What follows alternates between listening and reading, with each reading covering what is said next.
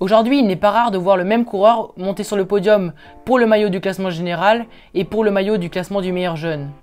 En effet, plus ça va, plus les jeunes coureurs donc font leur place au sein du peloton et arrivent très tôt sur les podiums. Il est donc très intéressant de s'intéresser à cette caste de coureurs. Salut à toutes et à tous, nous allons aujourd'hui voir les 5 jeunes prometteurs qui montrent clairement qu'ils sont en fulgurante progression et qui vont bientôt donc montrer leur talent aux yeux du monde entier. Allez, sans plus attendre, on se faufile au cœur du peloton et c'est parti pour une nouvelle vidéo.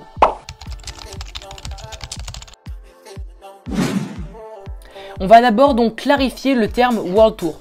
Alors World Tour donc c'est une classification donc pour les courses cyclistes professionnelles et aujourd'hui il y a 34 courses World Tour.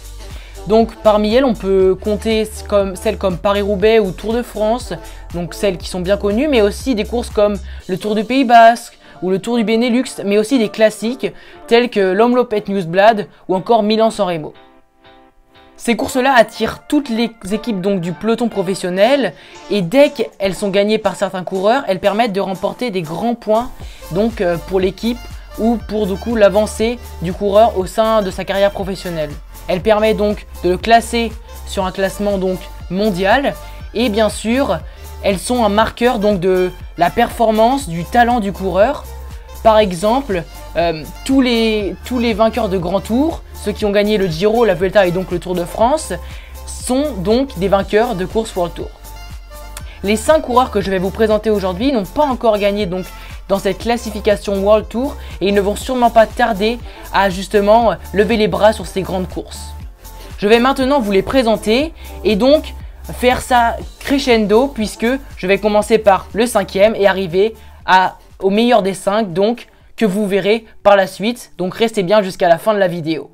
Donc le 5e coureur au bas de la liste, donc c'est le français Kevin Vauquelin. Il est actuellement donc dans l'équipe Arkea Samsic, donc l'équipe française, et il a 22 ans. En 2022, lors de sa première année professionnelle, il se remarque sur le Tour du Luxembourg, sur le Tour du Poitou-Charentes, où il terminera d'ailleurs 2e au classement généraux donc de ces 2 courses, mais sans victoire cette saison.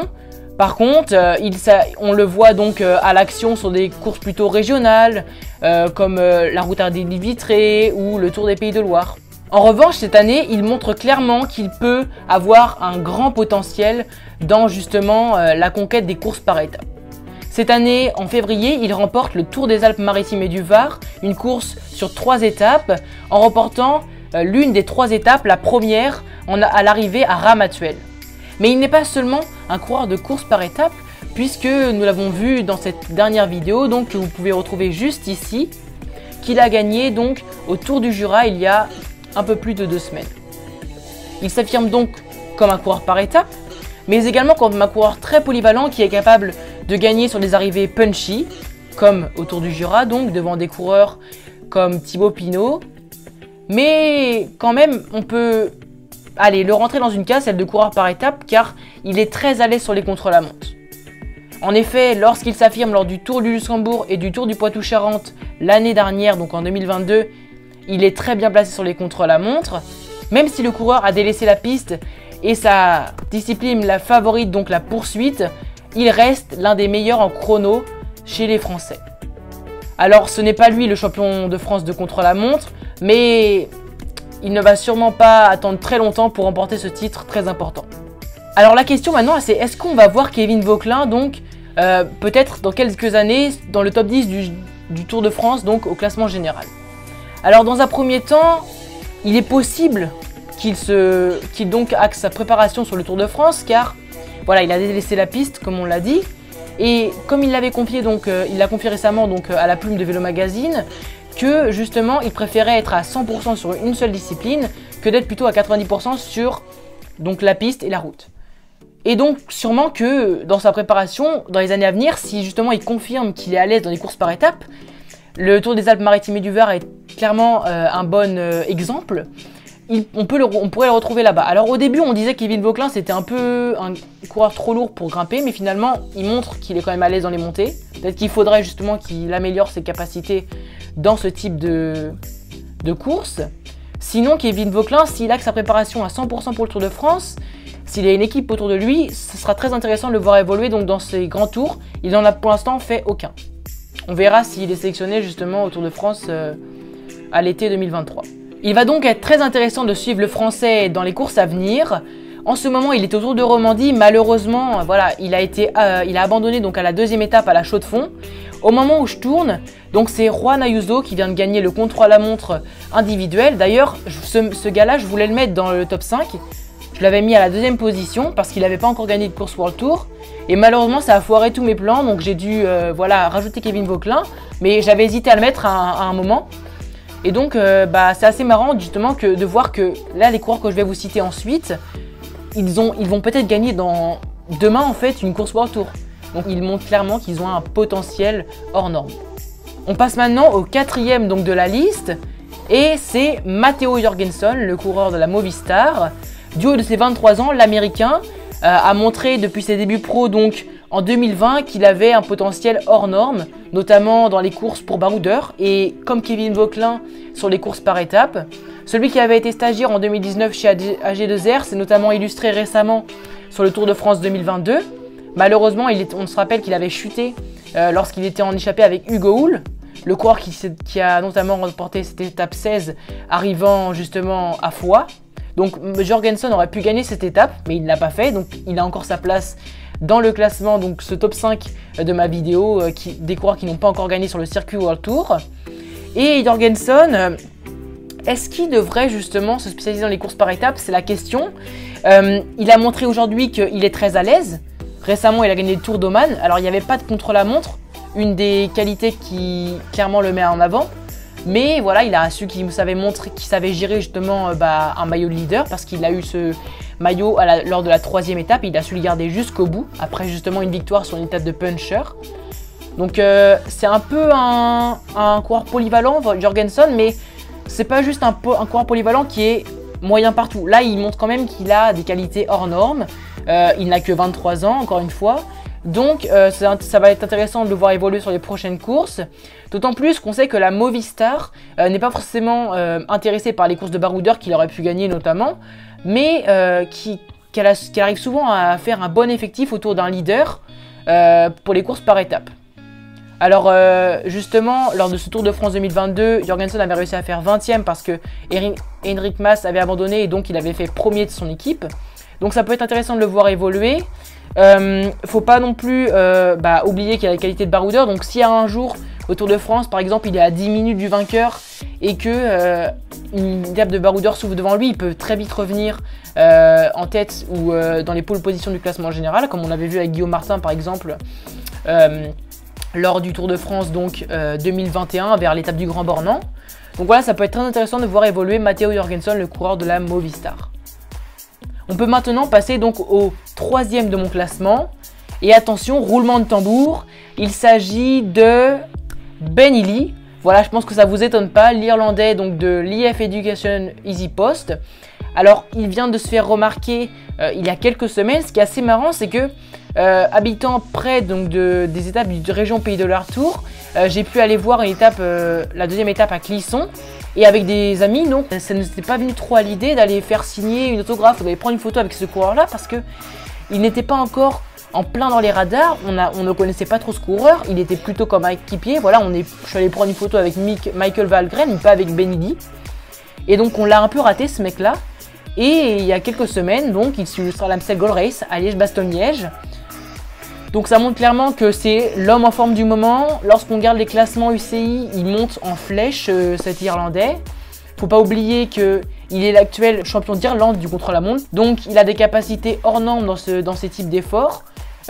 Récemment, on l'a vu à la Flèche Barbosson, il a été capable de ramener 3 coureurs dans sa roue sur Rémi Cavagna, le TGV de Clermont-Ferrand, qui est quand même très fort dans les efforts chronométrés, même si, bon, à cette situation de course, il s'est peut-être relevé. Mais ça montre clairement que Ben Illy, c'est clairement un coureur très polyvalent. Encore une fois, je voulais montrer dans ce top 5 que c'est des coureurs très polyvalents, ces jeunes coureurs. Et donc à ce moment-là, Ben Illy, est-ce qu'on peut le catégoriser plutôt comme un puncher, comme un baroudeur? Est-ce qu'on peut le rentrer dans une case?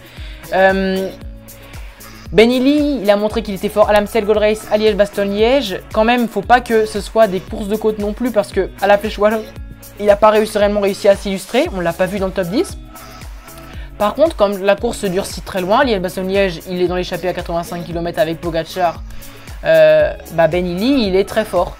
Donc pourquoi pas donc, voir ce coureur arriver gagner une étape, une course World Tour prochainement. Après, il faudra quand même que ce coureur-là, il réussisse à rester un peu en retrait des fois parce qu'il a tendance du coup à gaspiller un peu son énergie. Et on l'a vu, il lui a manqué un peu de la pêche, par exemple à la flèche Brabançonne, lorsqu'il s'est retrouvé au sprint à 2 contre Dorian Godon, où il est resté donc deuxième. Donc affaire à suivre avec Ben Illy, l'Irlandais. Ça va être très intéressant de le voir évoluer dans cette équipe IF. Peut-être qu'il changera, mais ça m'étonnerait parce que du point de vue des classiques, il forme un bon duo avec Nelson Powless qui est plus fort dans les courses de côte. Donc ça va être intéressant de voir ce duo évoluer, qui va pouvoir donc, qui vont pouvoir à tour de rôle donc s'échanger les rôles, équipier, leader. Et ça va être très intéressant donc de suivre Ben Illy dans les courses à suivre. Nous pouvons maintenant passer au deuxième coureur, donc le dauphin de ce top 5.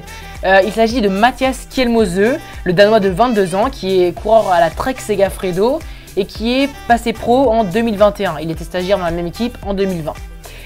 En 2023, donc cette année, il a été remarquable sur des courses continentales françaises comme l'Étoile de Bessèges, comme le Tour des Alpes-Maritimes et du Var. Il gagne d'ailleurs l'étape au Mont-Bouquet lors de l'Étoile de Bessèges devant Nelson Powless. On l'a vu aussi donc deuxième de la Flèche Wallonne derrière Pogacar. Alors s'il n'y avait pas Pogacar, est-ce qu'il aurait gagné cette Flèche Wallonne? C'est assez intéressant de se poser cette question-là parce que sur des courses de côte, on a vu qu'il était très à l'aise, notamment aussi autour du Pays Basque où il finit 6ème d'une étape avec une montée finale similaire au mur de Huy, donc à la Flèche Wallonne, et avec des pourcentages donc maximum à 26%, c'est impressionnant. Le Danois, donc, on l'a vu aussi à l'avant, autour du Luxembourg l'année dernière, mais avant, il n'était pas tant remarqué dans les pelotons. Et cette année, donc, il peut clairement s'affirmer. Il faudrait donc qu'il gagne une grande course, maintenant, une grande classique, pas forcément World Tour, justement, pour pouvoir prendre clairement le leadership au sein de l'équipe Trek Segafredo. On l'a vu à Liège-Bastogne-Liège, il n'était pas le dossard 1, c'était seulement Ciccone. Donc au sein de cette équipe Trek Segafredo, il peut clairement avoir des bons équipiers pour pouvoir jouer la gagne. Donc s'il affirme qu'il est l'un des meilleurs punchers du moment, Kjelmose pourrait prendre le leadership et clairement aller peut-être gagner une course, donc comme je vous l'ai dit, pas World Tour. Et ensuite pouvoir peut-être tenter la Flèche Wallonne l'année prochaine, ou on peut penser notamment à la classique San Sébastien en fin d'année après le Tour de France. Même si bon, c'est pas une course de côte cette fois-ci. Une course de baroudeur, peut-être qu'on pourrait plutôt réserver à Ben Illy. Mais ça va être très intéressant de le voir évoluer, Mathias Kjelmose. Et donc là, c'est sûr qu'il est clair qu'il est puncher. Là, pour le coup, ce coureur-là, on va pas pouvoir tellement se demander dans quelle case on pourra le ranger parce que voilà, il montre clairement qu'il est très fort sur les courses de côte, comme à la Flèche Wallonne. Et ça va être très intéressant de le voir évoluer. Sachant que voilà, pour l'instant il n'a pas encore gagné de grandes courses, mais il a porté beaucoup de maillots blancs, etc. Donc il montre qu'il est clairement l'un des jeunes prometteurs les plus forts cette année. Enfin, le jeune prometteur de l'année, enfin du moment, et je pense que vous n'hésitez pas en fait lorsque vous réfléchissez à ce coureur-là. Il s'agit donc du coureur qui n'a pas encore gagné en World Tour, mais qui a fait 9 victoires l'année dernière, et c'est un sprinter. Il s'appelle Arnaud Delis, et c'est le Belge de la Lotto-Soudal. Alors là, c'est sûr que lorsque je vous ai donné le nom, il vous est clairement commun, ce coureur-là. Il est belge, il a 21 ans. Et donc cette année, il a que 3 victoires et un maillot distinctif. Il a gagné à la classique de la communauté de Valence. Il a gagné 2 étapes à l'Étoile de Bessèges. Donc vu que voilà, nous on est des suiveurs français, forcément on a sûrement dû en entendre parler aux antennes des chaînes privées françaises. Donc 2 étapes à l'Étoile de Bessèges, une devant Mats Pedersen, donc c'est quand même énorme. Et donc c'est un sprinter, mais il montre quand même qu'il est à l'aise autre part. Alors, faudrait qu'il s'affirme. Arnaud Delis, maintenant au sein du peloton pro, il a fait 4ème de la Bretagne Classique l'année dernière, derrière un coureur comme Wout van Aert. Et il a fait 2ème donc de l'Omloop et Nieuwsblad cette année. Donc là, c'est 2 courses World Tour où justement il a montré qu'il était proche de la victoire. Donc maintenant il faut qu'il s'affirme, faut que voilà, lui-même il dit qu'il veut gagner une course World Tour, c'est logique, de toute façon tout coureur le veut, mais après il faut quand même savoir que ces coureurs-là quand ils disent ça, c'est qu'ils savent qu'ils ont les moyens. Et nous on voit clairement qu'Arnaud Delis il est au-dessus de la concurrence, en tout cas au niveau continental, donc maintenant il va falloir qu'il clairement arrive à rivaliser et à passer le dessus donc du niveau des mecs comme Philipsen de la Pessine, de Jacobsen de Quick-Step. Alors peut-être que aussi Arnaud Delis, pardon, faudrait peut-être qu'ils se disent allez, j'essaie de jouer mon va-tout. On a vu qu'il était à l'aise quand ça montait légèrement, mais sur des courtes distances. Quand il gagne à l'Étoile de Bessèges sur la première étape, justement à l'arrivée à Bellegarde, sur la côte de la Tour, clairement on voit que ça le dérange pas, que ça monte légèrement, et c'est là que quand ça fait la bascule, il arrive à remettre un coup encore. Il est également très bon au pavé. Le fait qu'il fasse deuxième de l'Omloop et Newsblad, c'est clairement un marqueur. En plus, ce qui est impressionnant, c'est que ce mec-là, il a une mentalité énorme. On voyait bien l'Omloop et Newsblad, il chute dans l'un des secteurs pavés, et malgré ça, il arrive à revenir sur le groupe de tête et à jouer la victoire, même si là, il y avait une armada de Jumbo-Visma qui était hors norme et il n'a pas pu contrer ça. Et peut-être que lui aussi, du coup, vu que son équipe elle est continentale, c'est l'Auto Destiny, c'est compliqué encore. Après, on a vu que de nouveaux renforts importants avaient été mis dans l'équipe Lotto Destiny, avec notamment Jacopo Guarnieri, le poisson pilote, donc l'ex-poisson pilote d'Arnaud Démare, le sprinter français de la Groupama FDJ. Donc peut-être qu'une fois qu'il aura pris ses marques, justement, il va réussir à aller en claquer une World Tour. Affaire à suivre. Il peut aussi donc jouer son va-tout, comme je vous l'ai dit tout à l'heure. On l'a vu que par exemple, oui, clairement Michael Matthews c'est le bon exemple. C'était un bon sprinter au début, mais il avait du mal clairement à passer le dessus sur à prendre le devant donc sur ses concurrents. Et il a su se spécialiser en sprinter puncher. Encore une fois, voilà, on va pas pouvoir forcément tous les classer dans des cases précises. Et si lui, Arnaud Delis, arrive à chevaucher plusieurs qualités très intéressantes, donc ici serait la qualité d'un puncher, les qualités d'un sprinter, il pourrait prétendre à gagner de belles courses. Pour les courses de sprinter puncher, on peut penser notamment à la Bretagne Classique, où il a fait 4e l'année dernière. Bien sûr, là si on reprend l'exemple de Michael Matthews, ce mec-là, il a réussi à être maillot vert du Tour et pourtant, c'était pas un pur sprinter. Donc peut-être qu'Arnaud Delis, s'il arrive à être un peu partout, à jouer son va-tout, ça pourrait être très intéressant et il pourrait très rapidement gagner une course World Tour, comme par exemple l'a fait Juan Ayuso, que j'ai voulu mettre dans la liste et qui a gagné une course aujourd'hui, une course World Tour. Du coup, vous avez compris que ces coureurs-là, ils sont très importants. Aujourd'hui, ils sont très en vue donc dans le peloton pro. Alors, ça peut aussi soulever des problèmes, le fait qu'il y a des jeunes prometteurs qui arrivent comme ça, parce que Valentin Madouas nous a notamment notifié que justement, ces coureurs-là, ils ont tout donné pour le vélo dès très jeunes, et s'ils arrivent très jeunes, c'est parce qu'ils n'ont pas fait d'études à côté. Donc, il va falloir faire gaffe à ce que non plus ils ne soient pas en burn-out et qui justement réussissent à garder leur qualité et à justement garder un avenir confiant justement dans ces courses, dans ces courses de vélo, donc pour pouvoir étoffer leur palmarès. Ce qui est sûr, c'est que c'est des graines de champion. Aujourd'hui, ils contredisent clairement l'idée selon laquelle un cycliste arrive clairement à maturité lors des 27-28 ans. Voilà, si le maillot blanc a été mis en place en dessous les 25 ans, le maillot de meilleur jeune, pardon, parce que maillot blanc c'est que pour le Tour de France et pour certaines courses, parce que justement ces coureurs-là, ils n'étaient pas capables encore de gagner le maillot de leader. Sauf qu'aujourd'hui, on voit justement, comme je vous l'ai dit dans l'introduction, que en fait, plus ça va, plus en fait, il n'y a plus besoin de maillot blanc. Enfin, le vainqueur du maillot du classement général est aussi maillot blanc.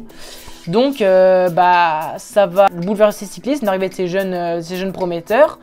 C'est la fin de cette vidéo. Donc, je vous ai présenté ces 5 jeunes prometteurs: Kevin Vauquelin, Matteo Jorgenson, Ben Illy, Mathias Kjelmose et Arnaud Delis. Ces 5 coureurs donc qui vont sûrement gagner en World Tour prochainement. Ça a été un plaisir pour moi de faire cette vidéo. J'espère que elle vous a plu. N'hésitez pas à me donner des retours en commentaire, à me donner des idées de vidéos. Peut-être qu'aussi ce sujet vous a donné des idées de sujets pour que j'alimente ma chaîne la meilleure façon possible. En tout cas, dans quelques semaines, enfin dans un peu plus d'une semaine, aura lieu le Giro. Et je compte bien vous faire une vidéo un peu preview pour cette course. J'ai notamment pensé à un peu un concept différent des autres vidéos. Donc restez bien à l'affût. Donc pensez à suivre cette chaîne. Si vous ne l'avez pas fait, abonnez-vous. Activez la cloche pour ne pas rater les prochaines vidéos. Vous pouvez aussi également me retrouver sur les réseaux sociaux. Instagram, Twitter, etc. Donc tout est dans la description. Et je vous dis à très vite donc pour une nouvelle vidéo d'actualité cycliste avec Peloton Panorama. Allez, salut à tous!